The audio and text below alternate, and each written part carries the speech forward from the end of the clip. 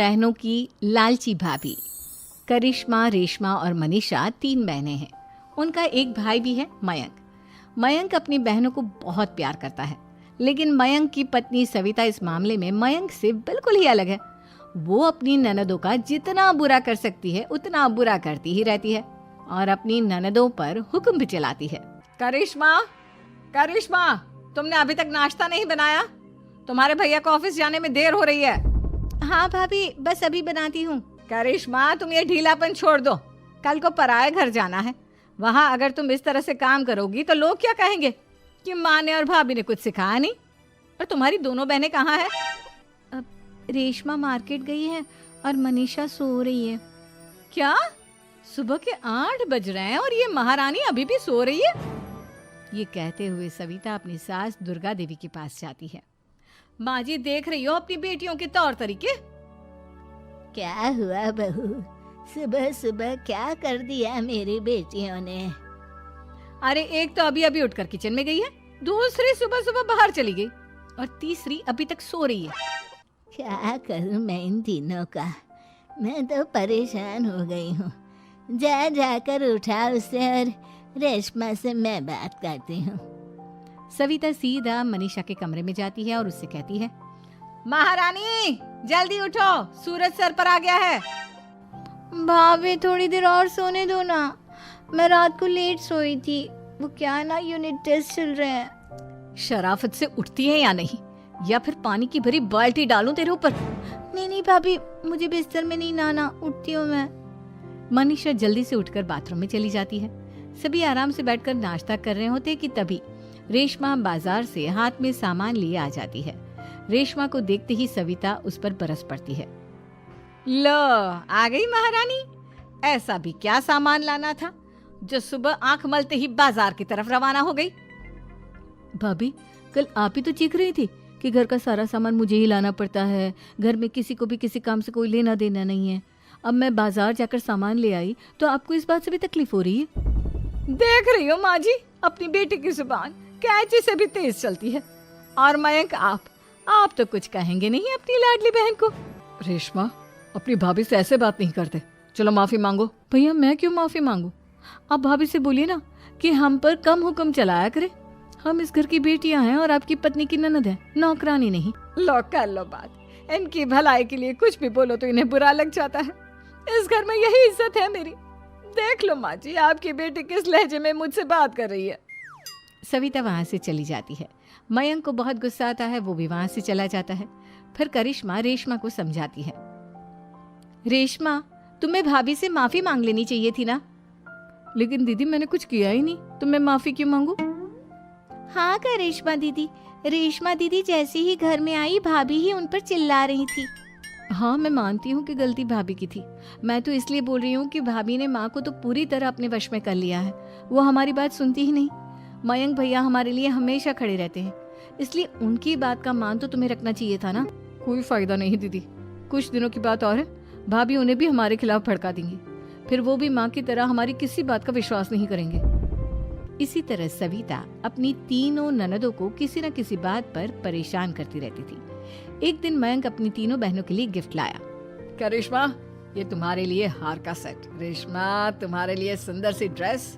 और मनीषा, तुम्हें किताबें पसंद है ना, तुम्हारे लिए किताबें लाया हूँ। थैंक यू भैया। थैंक यू भैया। थैंक यू भैया। करिश्मा, तुम्हारा नेकलेस कितना सुंदर है, ये भैया कहाँ से ले आए होंगे?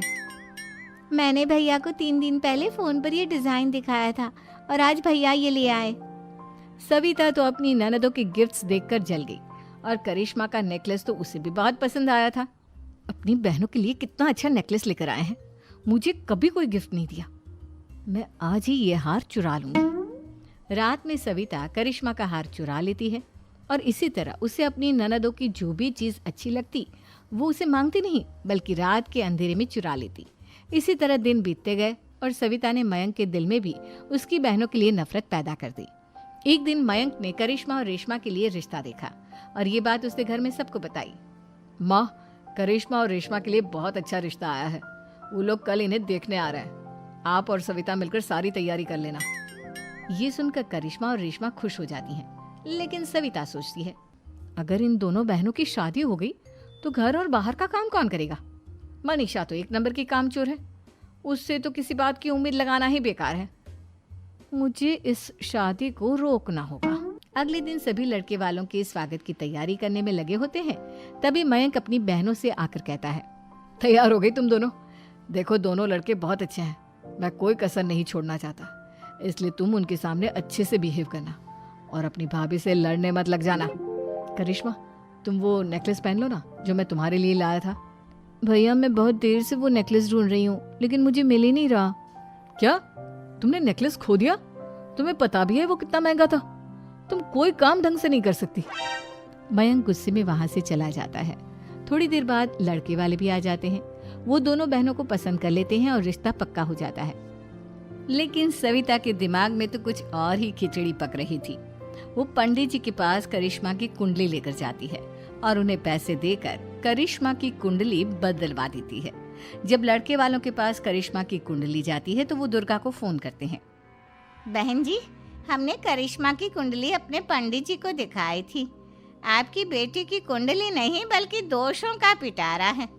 देखिए, मैं और मेरे पति इन सब बातों में बहुत विश्वास करते हैं, इसलिए हम आपकी बेटी से अपने बेटे की शादी नहीं करा सकते। इस तरह करिश्मा का रिश्ता टूट जाता है और सभी घर वालों को बहुत दुख होता है।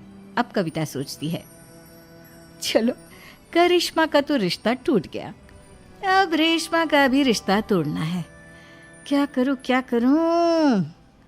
अब सविता आवाज बदलकर किसी अननोन नंबर से रेशमा के होने वाले ससुराल में फोन करती है। हेलो, मैं कौन हूँ कौन नहीं ये आपके लिए जानना जरूरी नहीं, बस इतना सुन लो कि रेशमा का 2 साल से किसी के साथ अफेयर चल रहा है। बस रेशमा का रिश्ता तोड़वाने के लिए सविता का इतना कहना काफी था। अब रेशमा का भी रिश्ता टूट गया।